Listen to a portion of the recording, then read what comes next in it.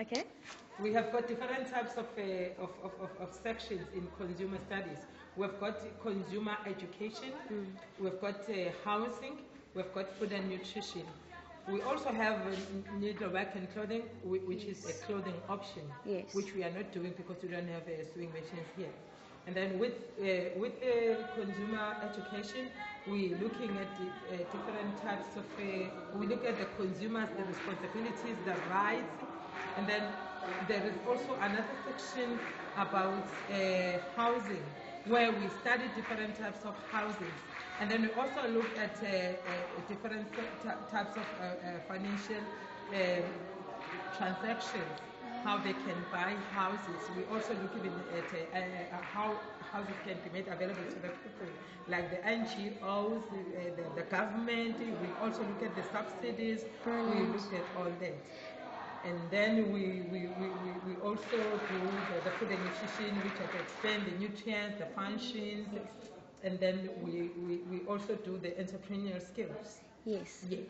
And then with that section, we're dealing mainly with imparting skills to them so that they can be able to open their small business after they live here. When we teach them here, we also do the costing.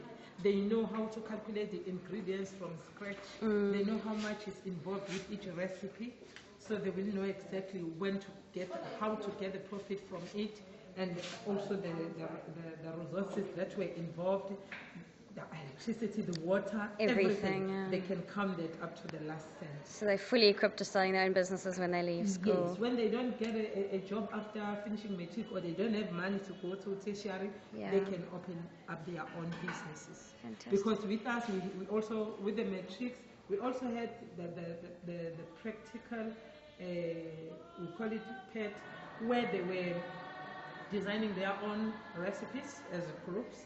There were groups of 6. They were designing their own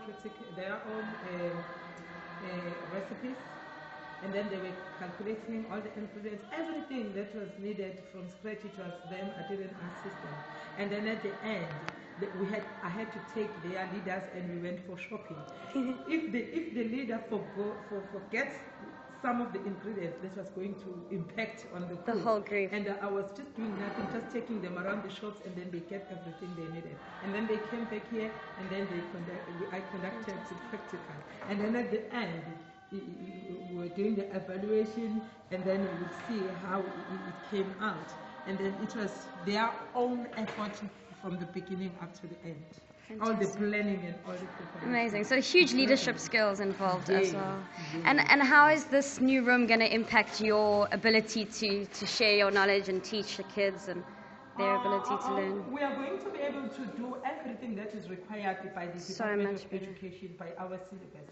Because now that we've got the resources, we can use the shop. So we can bake here. We can do everything. In the past, we couldn't even bake. Yeah. Yes, we couldn't even bake.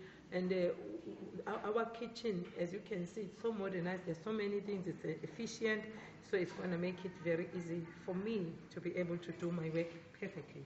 And then the rest will lie upon the learners. The ball is in their court now.